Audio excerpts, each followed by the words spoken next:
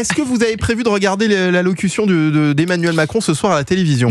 Pour les besoins des émissions, c'est un peu oui. votre métier. Moi, ça va être mon métier. En plus, je vais la commenter chez les amis de CNews et notamment sur le plateau de Florian Tardif dans l'heure des Pro 2.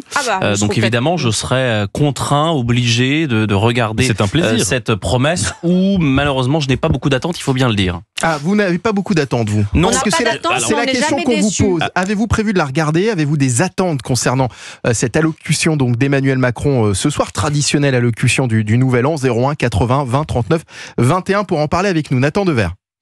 Oui, je vais être obligé de la regarder. Donc oui, je vais la regarder. Pourquoi obligé? Parce que je dois la commenter aussi. Et je fais partie des gens qui essayent de faire sérieusement leur travail. On est dans la même. Je pense qu'on va être ensemble ce soir. Quel et donc bonheur. voilà. Ça va être joyeux. Non, mais j'attends pas grand-chose. C'était pas une très belle année pour lui. Peut-être si une chose, c'est qu'il en parle avec sincérité. Ça veut dire qu'il fasse pas semblant de donner l'impression que l'année était merveilleuse. Il y a eu une phrase de Mauriac sur le référendum du général de Gaulle. Il disait c'est un suicide en plein bonheur. Et peut-être que ce qui s'est passé, en tout cas la dissolution, du point de vue du macronisme, c'était un peu ça. Et donc, à quoi ressemble une allocution présidentielle de souhaiter une nouvelle année, quand l'année qui s'est écoulée, c'était une année presque d'autodestruction de son propre mouvement politique, c'est particulier. Effectivement, c'est une année particulière. C'est une année où Emmanuel Macron, il a battu tous les records d'impopularité. Selon le dernier baromètre IFOP-JDD, il est à 76% d'impopularité, donc c'est le score le plus grand qu'il n'ait jamais fait. C'est une année qui est très compliquée. Il a dissous, on n'a toujours pas compris pourquoi. Il y a eu ces élections législatives où la majorité est désormais introuvable. Donc c'est en effet l'annus horribilis d'Emmanuel Macron sur le début, en tout cas de son septennat. Ça pourrait être 2025 l'année la plus compliquée pour lui. On sait qu'il y a des appels à la démission qui ont été prononcés par les oppositions et notamment du côté de la France Insoumise et du Rassemblement National. Donc ça a été une année très difficile. L'année 2025 pourrait être encore plus compliquée pour Emmanuel Macron. C'est la 8e allocution de Nouvel An pour le président de la République, pour Emmanuel Macron. On pourrait prendre l'allocution de l'an dernier et la reproduire, personne, on n'y verrait que du feu. Alors justement, vous savez quoi? On vous a compilé justement, on vous a fait une compilation de toutes les allocutions présidentielles d'Emmanuel Macron. Je vous propose de les écouter. Donc il y en a eu 8. On va pas les écouter en entier, Nathan Dever. On vous a fait une petite sélection, une petite compilation qui est signée Cyril Pascal. Vous allez entendre effectivement ces 8 années c'est 7 finalement, les 7 dernières, puisque celle-ci l'a pas encore faite, c'est 7 années d'allocution présidentielle d'Emmanuel Macron. Écoutez. Françaises, Français, l'année 2018 ne nous a pas épargnés en émotions intenses de toute nature. Cette année 2019 est à mes yeux décisive. Durant l'année qui vient de s'écouler, nous avons vécu des moments d'épreuve. La décennie qui s'ouvre peut être la nôtre. Cette année 2020 a été difficile. Que 2021 soit une année heureuse pour chacune et chacun. À nouveau, cette dernière soirée de l'année est marquée par l'épidémie et les contraintes renforcées qui pèsent sur notre quotidien. 2022 sera l'année de tous les possibles.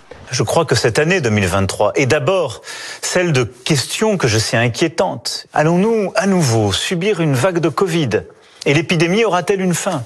Devra-t-on travailler plus longtemps en 2023? 2023 aura été marqué par la poursuite de la guerre en Ukraine, la guerre aujourd'hui au Proche-Orient et les bombardements sur Gaza. Marqué encore par la tension géopolitique croissante, les conséquences des dérèglements climatiques sur notre territoire, des actes terroristes sur notre sol, par des divisions, des gestes de haine parfois, des violences à plusieurs occasions qui fragilisent la cohésion de la nation. Enfin, l'inflation a sévi qui rend tout plus difficile se loger, se déplacer, faire ses courses. Mes chers compatriotes, je vous souhaite une très belle et une très heureuse année 2024. Vive la République, vive la France. Bon, finalement, l'année qui se termine est toujours pitoyable, vous avez remarqué. Oui. C'est toujours une année pitoyable qui se termine. Une nouvelle année pleine d'espoir. Voilà, exactement. Et décisive. En même temps, pour le défendre, l'exercice, n'est pas si simple. C'est-à-dire il est très simple puisqu'on répète la même chose une année sur l'autre. Oui, mais pas tout à fait. On essaie d'adapter. Bon, qui accorde du crédit à ce que dit le président de la République un soir de 31 décembre? Bon, il y a des formules consacrées.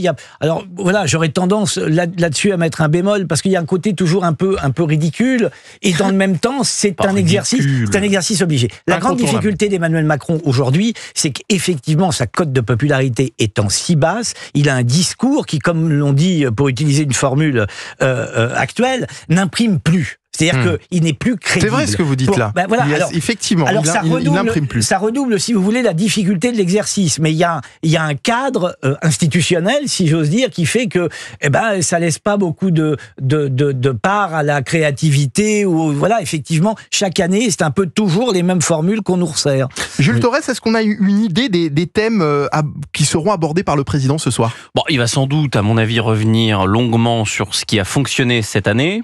Par exemple, la réouverture de Notre-Dame. On sait que c'est sans doute l'une de ses réussites, en tout cas de son passage à l'Élysée.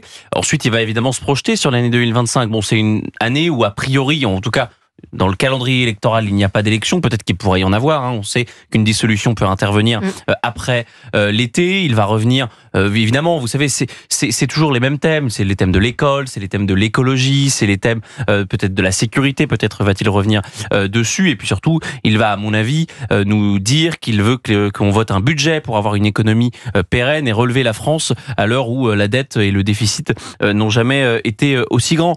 La question, il y en a deux. C'est déjà combien de temps va-t-il parler? On sait qu'Emmanuel Macron, il adore ce genre d'exercice et il peut parler très longtemps, ce qui peut agacer et les Français et les observateurs. Et la deuxième des questions, ce sera plutôt demain matin autour de 11h, quand on aura le résultat des audiences. Est-ce que les Français ont suivi, oui ou non, l'allocution du président de la République? On sait que l'an dernier, il y avait eu moins d'audiences que l'année d'avant. Donc, il y avait combien de millions?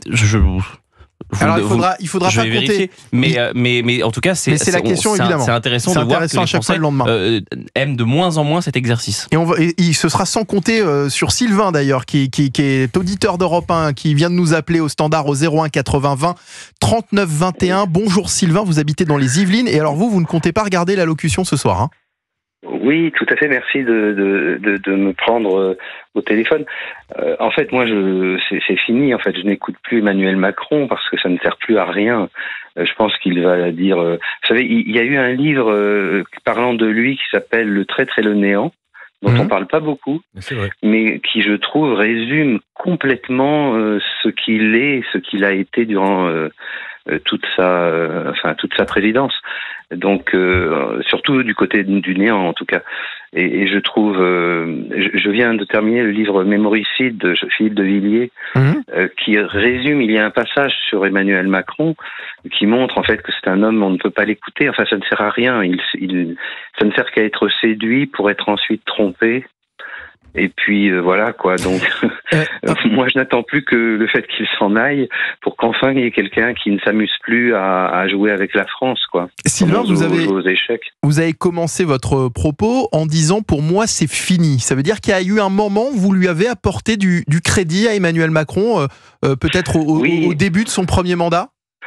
C'est-à-dire que au tout début de son premier mandat, moi je me suis dit, comme je pense beaucoup de gens, il est jeune, il dit des choses intéressantes, il promet des choses comme les 100% d'OQTF, etc. Bon, même si c'est ça, il aurait pu dire que 80%, etc. Enfin, je me disais, tiens, il y a au moins un espoir, peut-être qu'enfin, ça ne va pas être un politicien qui cherche juste sa place et son carton, quoi, ou son salaire. Vous êtes dit finalement ce que beaucoup de Français se sont dit. Hein.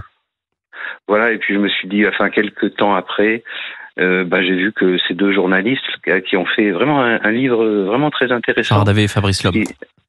Voilà, parce qu'ils ont interviewé des tas de gens qui le connaissaient, qui l'ont côtoyé, des amis, des collègues et tout. Et en effet, en fait, pour moi, ça me fait penser à une forme de perversité, en fait. C'est-à-dire qu'il séduit, mais il séduit pour se servir lui, mais il ne sert pas la France, en fait.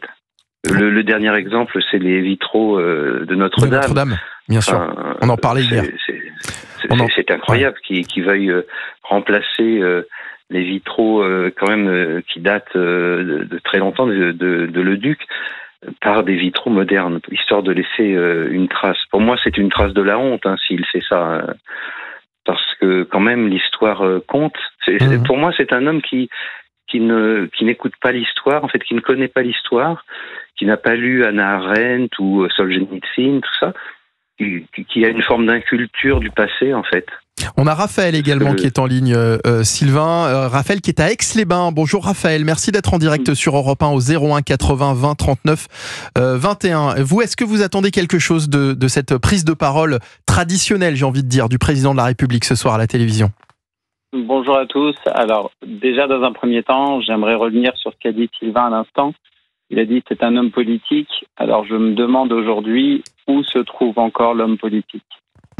J'ai vraiment l'impression que il se considère plus comme un homme du peuple et il essaye de donner cette impression. Et malheureusement, il arrive aujourd'hui à beaucoup de personnes comme moi, par exemple, qui suis artisan, qui ne croient plus du tout ni en la présidence, ni en la République. On commence à avoir peur et à se demander est-ce que réellement, dans le temps, on va continuer à pouvoir vivre en France.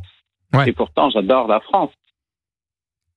C'est une personne qui fait peur. J'ai même peur d'employer le terme président. J'ai pas l'impression d'être face à un président de la République. Ah oui, à ce point. À ce point. Vous vous rendez compte, il est en train de nous appauvrir, il est en train de faire des choses. Enfin, vous avez entendu ce qu'il a dit sur Mayotte, quand même. Oui. Mais c'est intéressant de vous entendre tous les deux. Alors bon, effectivement, on peut dire que le président de la République en prend un peu pour son grade lorsqu'on on entend vos deux réactions. Mais comme le dit Jules Torres, les sondages le montrent. Il y a vraiment un rejet qui est devenu massif des Français en ce qui concerne le président de la République. Et puis, de personnes finalement, comme le disait tout à l'heure Sylvain, qui ont eu envie de lui faire confiance à un moment donné, ont eu envie de lui apporter du crédit dans ce qu'il disait, dans la politique qu'il cherchait à porter, à emmener.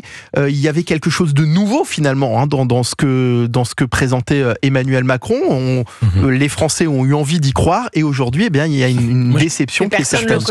Nathan Dever. Ce qui est intéressant dans ce que disait le premier auditeur, Sylvain, c'est que finalement, si on revient à 2017, pourquoi il y a eu un engouement autour d'Emmanuel Macron? Les raisons qui étaient invoquées dans les médias, dans le débat public, étaient des raisons entre guillemets très superficielles. Il était beau, il était jeune, il parlait bien, il était éloquent, il était cultivé. Un des premiers articles qu'il y a eu sur vraiment Emmanuel Macron, la Macronmania, c'était parce qu'une fois il s'était pointé au Conseil des ministres avec une barbe de 3 jours. Et que tout le monde disait, oh là là, il est super sexy.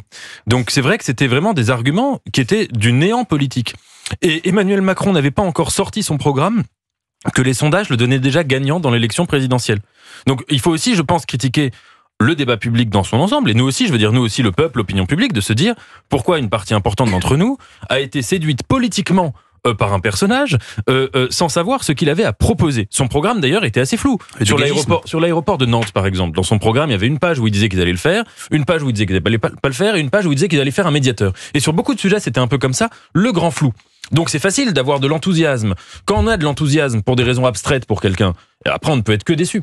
Deuxièmement, Emmanuel Macron, tout au long de ses 2 mandats, il avait quand même réussi à conserver son socle électoral.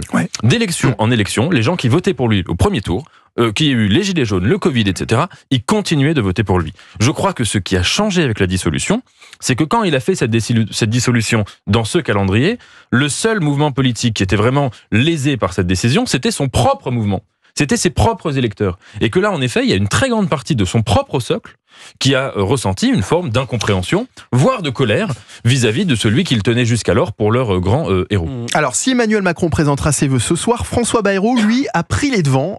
Il a présenté ses vœux aux Français ce matin depuis la Réunion, à l'issue de son déplacement à Mayotte. Il a pris de court, le président de la République, un fait inhabituel pour un Premier ministre. Le chef du gouvernement souhaite la réconciliation, l'action et la stabilité pour 2025. On va écouter justement François Bayrou. Je souhaite la réconciliation. On a traversé des périodes dans lesquelles il y a des fractures et des affrontements et des gestes et des mots qui pour moi sont pas acceptables. Ces affrontements-là, ils doivent céder la place à la réconciliation et c'est le sens de toute ma vie. Deuxièmement, je souhaite l'action.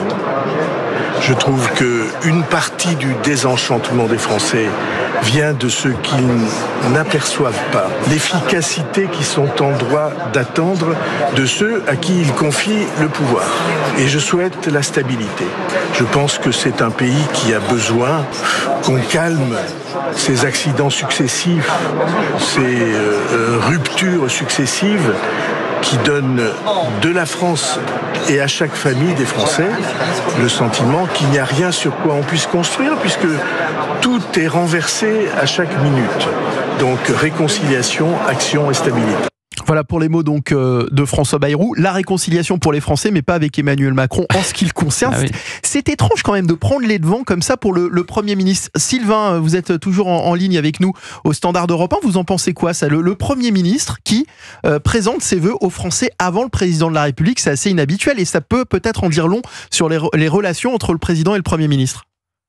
Oui, tout à fait. Enfin, moi, je pense qu'il a eu raison, évidemment, de le faire pour éclipser un peu. Il semble qu'il y ait une bataille entre deux. Mais pour moi, en fait, François Bayrou n'est pas la bonne personne non plus, puisqu'en fait, il va mettre de côté les deux autres extrêmes qui sont LFI et le RN. Bien que je ne fasse pas partie de ces groupes, je trouve que c'est une erreur, en fait. Il va y avoir encore les vieux de la vieille qui vont continuer à dire il faut de la stabilité. Mais de la stabilité pourquoi? En fait, si c'est de la stabilité pour continuer tout ce qui s'est fait depuis 30 ans ou 40 ans, ça ne sert à rien. Pour moi, je suis profondément pour le fait de demander aux Français ce qu'ils veulent réellement à travers des votes du référendum, en fait. Du référendum. Je trouve qu'il devrait y avoir cela en France. Et les politiques ne veulent pas parce qu'ils ont peur, en fait, de ce que vont dire les Français, pour moi. De dire, mais on veut autre chose. Il faut arrêter toutes ces choses-là qui mènent toujours nulle part, en fait. Un déficit permanent, une société de consommation, une société de production et d'industrialisation. Enfin, il n'y a plus d'industrie, les agriculteurs vont mourir. On les sacrifie pour peut-être les voitures allemandes. Enfin, c'est un monde de fous. Vous avez raison, c'est un monde de fous. Sylvain, merci beaucoup d'avoir été avec nous sur Europe 1 cet après-midi. Merci, on vous a bien entendu. Sylvain dans les Yvelines. Merci également à Raphaël qui était en ligne également depuis Aix-les-Bains. On va continuer de parler évidemment de ces relations assez particulières d'ailleurs entre Emmanuel Macron et son Premier ministre François Bayrou. On en parlera notamment avec vous, Jules Torres. Mais juste avant, il est 16h30 sur Europe 1. C'est le journal permanent. Europe 1. 16h-18h, on marche sur la tête. Mickaël Dorian. Il est 16h33 sur Europe 1, c'est On marche sur la tête version Noël avec Sarah Salman, Nathan Dever, qui a pris son... Ah bah oui, il est plus sur votre table. Il a disparu. On a pris des photos. Mais... Non mais... mais vous avez mangé ça en 15 secondes. Il faisait 3 cm. Non, il faisait beaucoup plus que ça. Pardonnez-moi. Quoi Excusez-moi. Bon. C'est un gâteau au chocolat. Oui, très bien. Oui, c'était les petits fondants au chocolat. Non, c'était pas si petit que ça. C'est vite dit. Pourquoi? Moi, si vous voulez, j'ai une photo qui montre Sarah Salman et c'était un peu plus gros que ça. Ah bon? Oui. Très bien. Bon, écoutez, vous savez que tout ça n'est pas une affaire de taille, évidemment. Vincent Roy est également avec nous. Jules Torres est également avec nous. Nathan Dever. On continue évidemment de parler des vœux de notre président qui va s'exprimer ce soir à la télévision. François Bayrou vous a parlé dans ses vœux de réconciliation. Or, vous savez que le grand homme de François Bayrou, c'est Henri IV. Oui. Et vous savez qu'Henri IV, c'est de là qu'il tient cette idée de réconciliation. Henri IV voulait réconcilier les protestants et les catholiques. Et vous savez, je ne veux pas que ça porte ombrage à François Bayrou, mais Henri IV, ça lui a pas prôné la réconciliation, ne lui a pas porté chance, puisqu'il a fini assassiné. Qu'on ne souhaite pas, évidemment, à M. Bayrou. C'est la vraie question qu'il faudrait poser. C'est pour ça qu'il parle de réconciliation. Je suis très sérieux quand je dis ça. C'est vraiment la référence à Henri IV est vraiment implicite. Mais effectivement, on va parler du lien entre François Bayrou et Emmanuel Macron, puisque on le redit, effectivement, le Premier ministre a pris les devants, a pris Emmanuel Macron de court en présentant ses vœux aux Français ce matin depuis La Réunion. Emmanuel Macron, ce sera ce soir, comme le veut la tradition, depuis l'Élysée. Il y a une question qu'on n'a pas évoquée aussi concernant Emmanuel Macron tout à l'heure. L'an dernier, il y avait notamment une interrogation sur souvenez-vous, sur les otages français retenus à Gaza. Il en avait finalement parlé. Il reste toujours 2 otages français dans la bande de Gaza.